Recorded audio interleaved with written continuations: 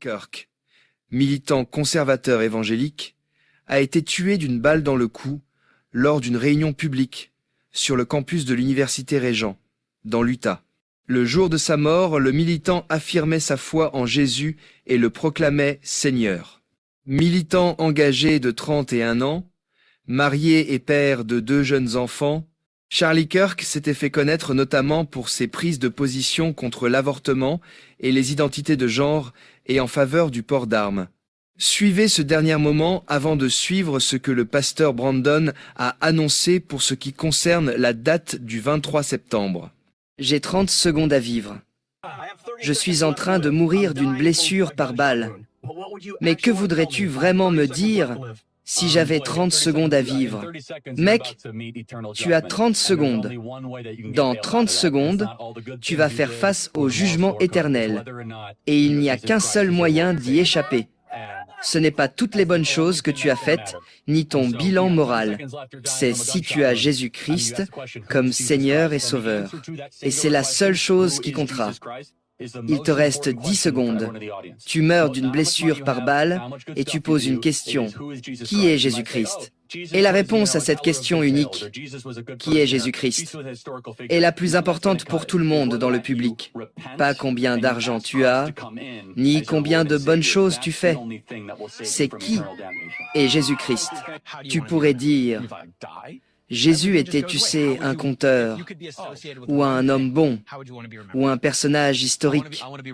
Rien de tout cela ne suffira. C'est si tu te repens et demandes à Christ d'entrer comme ton Seigneur et Sauveur. C'est la seule chose qui te sauvera de la damnation éternelle. Eh bien, nous avons une certaine parole prophétique. Le jour où tout change, c'est le jour du point de non-retour. Le jour où tout change.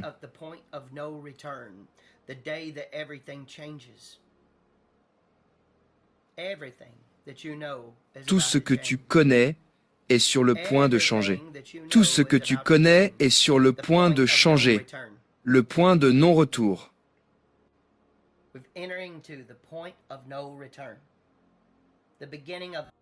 Nous entrons dans le point de non-retour. Le début de la poussée. Je vois encore ces 4 colombes. Je vois les 4 colombes. Mais cette fois, alors que des décisions seront prises, je vois les 4 colombes tournoyer à nouveau. Elles restent. C'est à propos du 23. Le 23 est mis en évidence pour moi. Le 23 est mis en évidence pour moi. C'est le point de non-retour.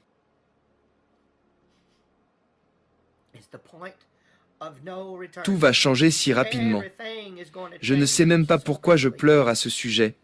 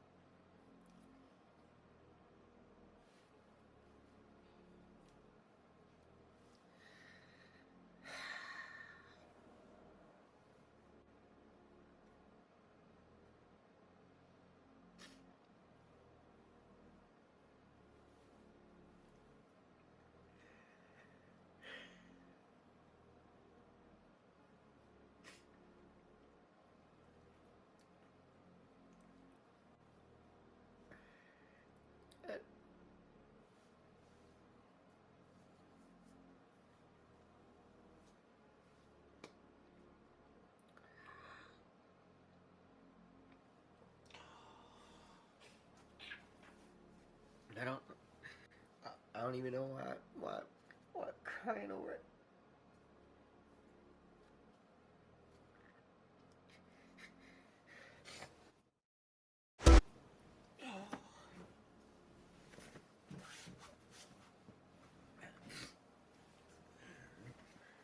It's so serious. If you really truly realize, C'est tellement sérieux. Si tu réalises vraiment où nous en sommes sur l'échelle de l'éternité, Il y a certains jours, certaines semaines, tu peux le sentir. C'est si fort. Et quand je suis arrivé au 23, quand je suis arrivé à cette semaine, c'est tellement mis en évidence. Mais ensuite, j'ai vu des feux les jours suivants. Il y a des feux, et chacun de ces jours du calendrier est devenu en feu. Maintenant, je ne sais pas si c'est le Saint-Esprit et le feu ou si c'est le danger.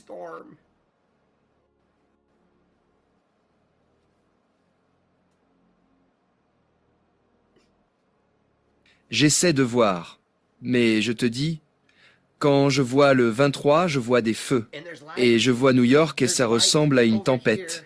Et il y a de la lumière. Il y a de la lumière ici, et tellement d'obscurité là-bas.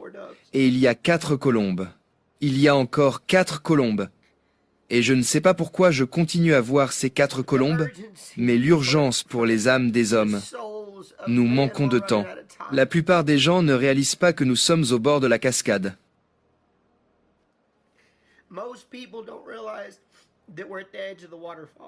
Que cette dispensation de grâce touche à sa fin. Ce n'est pas juste le statut de la vie tel qu'il est. Tout est sur le point de changer. Une accélération des choses comme tu ne l'as jamais vu auparavant. Le point de non-retour où il est temps de pousser. Comme les douleurs de l'enfantement chez une femme, c'est à cela que je fais référence. Comme les douleurs de l'enfantement chez une femme, ainsi,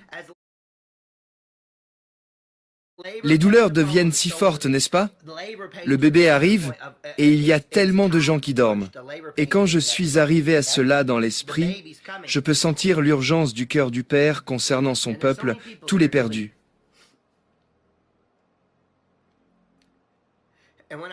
Et c'est pourquoi je pleure, parce que j'ai ressenti son cœur pour les perdus. Tu sais, quand tu deviens ami avec quelqu'un, tu souffres quand il souffre.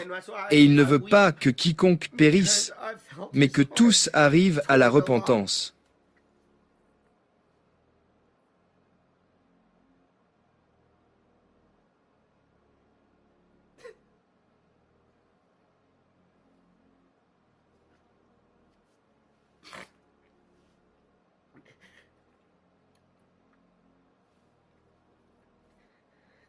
You know, when you become friends with somebody,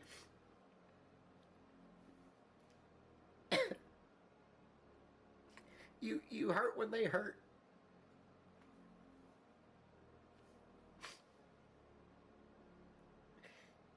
And he doesn't want that anyone should perish, but all come to repentance. All come to repentance. Tous arrivent à la repentance. Il ne veut pas que quiconque périsse, mais que tous arrivent à la repentance. Et dans cela, le temps est terminé. Tu comprends? Nous approchons, le temps est terminé. Nous arrivons à la fenêtre de cela. Nous sommes au point de non-retour. C'est ce moment. Tu sais, c'est comme tu sais quoi? Le temps est écoulé. God's not out of mercy, folks. He's out of time.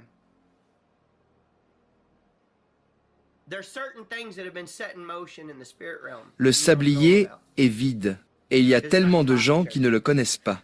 Dieu n'est pas à court de miséricorde, les amis. Il est à court de temps. Il y a certaines choses qui ont été mises en mouvement dans le royaume spirituel que tu ne connais pas parce que ce n'est pas enseigné à l'Église. Mais Dieu n'est pas à court de miséricorde. Il est à court de temps parce qu'il y a certaines choses. J'essaie de te l'expliquer dans le naturel pour que tu puisses le comprendre avec ton cerveau, tu sais. Et à mesure que ces dominos tombent, tu sais qu'il y a une fin à la chute des dominos, parce qu'il n'y a qu'un certain nombre de dominos. Et le dernier domino a eu une réaction pour pousser la balle par-dessus le bord. Et c'est là où nous en sommes maintenant. La balle est sur le point de passer par-dessus le bord. Et tu dis, eh bien Brandon, et si on arrive au 23 et qu'on ne voit rien? Non, ce n'est pas ce que tu vois. Ce n'est pas ce que tu vois. C'est ce qui est dans le royaume spirituel. Et cela se passe dans l'esprit avant de se produire dans le naturel.